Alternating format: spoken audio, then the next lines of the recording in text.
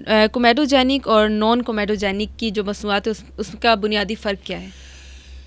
जो मेरा पहला थॉट था ना, उसमें आप देखें जो ब्लैक हेड वाइट हेड है ना, जी। That is comedogenic. ओके, और जो ओके। नॉन कोमेडोजेनिक है वो बैक्टीरियल थॉट है। जैसे ठीक है। प्रोपाइनोबैक्टीरियम एक्नी जी। वाली चीज़ होगी वो कोमेडोजेनिक नहीं होगी, नॉन कोमेडोजेनिक होगी। हुँ। लेकिन अगर ब्लैक हेड है, वाइट हेड है, तो वो इन्फ्लेमेटरी प्रोसेस नहीं होगा, तो वो कोमेडोजेनिक है। अगर आपकी इन्फ्लेमेशन या बाद में हार्मोनल चीज़ें इन्वॉल्व हो जी। गई तो फिर that becomes non comedogenic. Okay, fine.